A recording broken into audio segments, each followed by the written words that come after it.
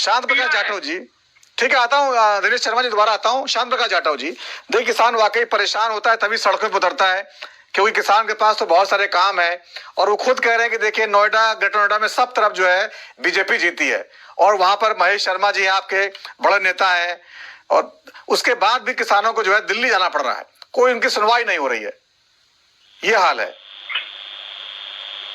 तरीके से अभी उनकी बात सुन रहा था तो उसमें स्पष्ट है कि इनको काफी लंबे समय से जो मुआवजा है उसमें कहीं ना कहीं कुछ खामियां नजर आ रही हैं और सही मायने में इनकी मांग फिलहाल तो प्राइमरी तो बिल्कुल जो है ना सही महसूस हो रही है और इसके बारे में बहुत ज्यादा जानकारी अभी सब किसी बहुत ज्यादा नहीं है।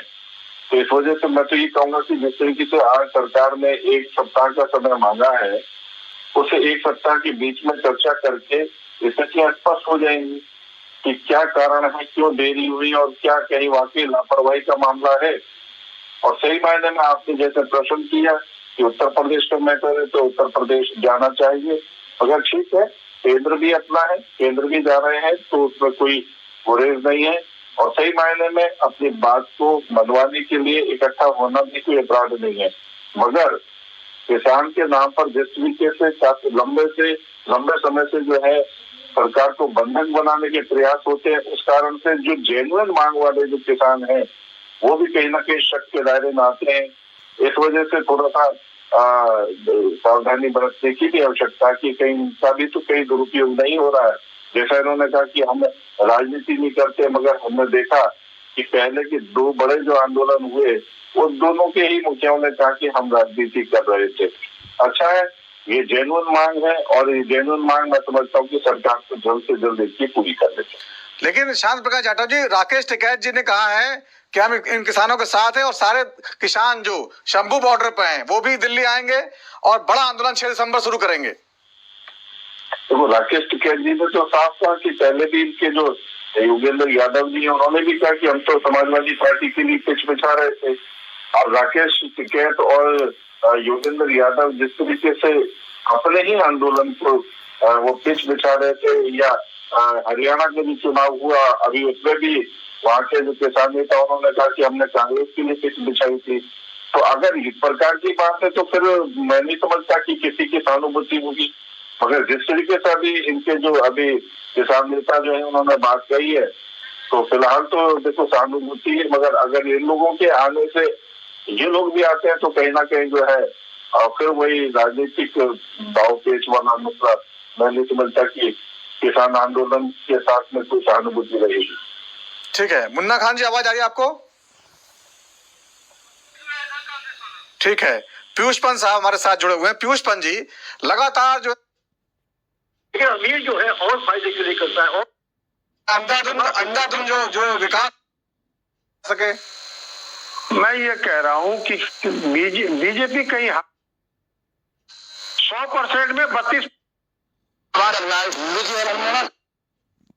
वो किसान के बीच में काम कर रहे हैं तो इतना बेहतरीन तरीके से फंस गया है जो पीछे बड़े किसान आंदोलन की आहट पूरे देश में सुनाई दे रही है। इन्हीं तमाम मुद्दों पर चर्चा कर रहे हैं। कुछ खास मेहमान हमारे साथ हैं। शांत प्रकाश जाटव जी हैं, नेता बीजेपी के। मुन्ना खान जी हैं, नेता कांग्रेस के। पीयूष पंत साहब है, वरिष्ठ पत्रकार। और दिनेश शर्मा जी है, किसान नेता। एक बार फिर इस चर्चा को आगे बढ़ाते हैं। दिनेश शर्मा जी, एक बार फिर आपका कहना चाहूंगा, आपने खुद कहा कि हम बीजेपी को वोट देते हैं और बीजेपी की सरकार हमारी बात नहीं सुन रही है। अब बीजेपी कहती है देखिए हम तो हर बात सुनते हैं, हमने हरियाणा में एमएसपी लागू कर दिया था, चूंकि जो एमएसपी लागू करना राज्य सरकार का काम है, तो हमने हर जगह किसानों की बात मानी है।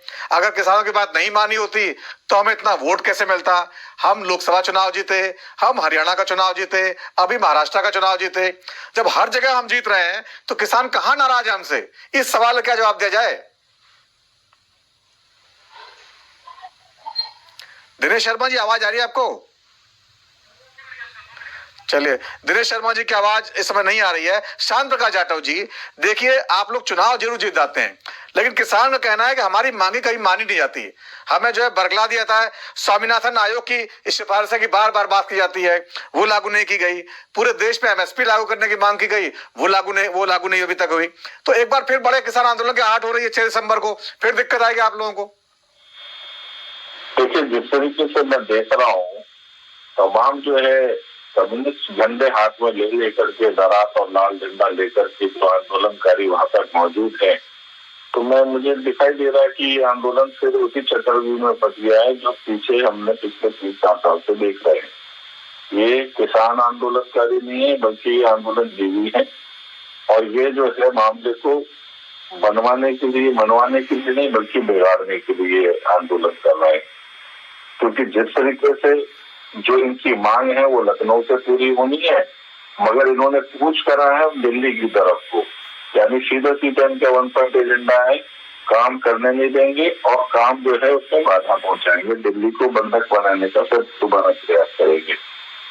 खास तौर पर दिखाई दे रहा है कि इनको अपने मांगों की मांगे नहीं मनवानी है, वहां पे मैंने अराजकता मचानी है।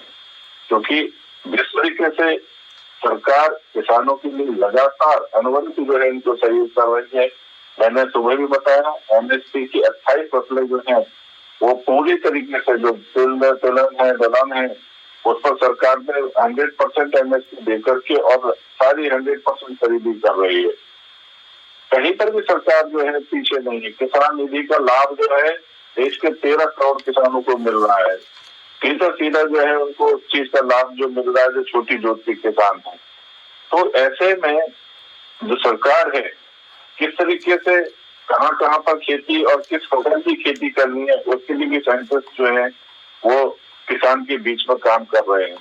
तो इतना बेहतरीन तरीके से जो हमारी सरकार काम कर रही है मोदी जी के नेतृत्व में, उसके बावजूद ये लोग जो मांग लेकर के, ठीक है उनकी मांग मैंने कहा कि बिल्कुल जायज होगी, मैं ये नहीं कह रहा कि उनकी मांग नाजायज है, मगर उनका जो तरीका है ये बिल्कुल नाजायज है। क्योंकि उनका जो ये मांग है वो मांगने के लिए इनको उत्तर प्रदेश प्रशासन के पास में जाने की आवश्यकता थी, मगर चूंकि इतने बड़े मूवमेंट को लेकर के और जो है ना राजनीतिक पार्टियों के झंडे लेकर के वहां पर आंदोलन कर रहे हैं और दिल्ली की तरफ कूच कर रहे हैं, तो शरारत तो दिख रही है कि इसमें शरारती तत्व घुस चुके हैं।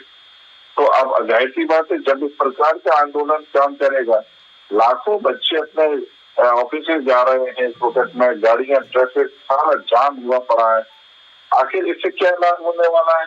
मैं तो नहीं समझता कि सवाए अराजकता की कुछ होने वाला है। तमाम जो बीमार लोग हैं वो रास्ते में फंस रहे हैं, सुबह से 6-6 घंटे में लोग जो है ना अभी घर नहीं पहुंच पाए हैं, सारे ट्रैफिक जाम पड़े हुए हैं। ये आंदोलन नहीं है, ये तो बंधक बनाने की आपकी षड्यंत्र है। इस तरीके से काम नहीं चलेगा। और ये जो अराजक लोग हैं जो साफ तौर पर दिखाई दे रहे हैं, टीवी पर मैं देख रहा हूँ, लाल झंडा देकर के लाल सलाम वाली टीम फिर दोबारा आ गई है। और जाहिर सी बात है, योगेंद्र यादव जी ने कहा था ना कि हम पिच बिछा रहे हैं, ये पिच की ही तैयारी दिखाई दे रही है सीधा सीधा।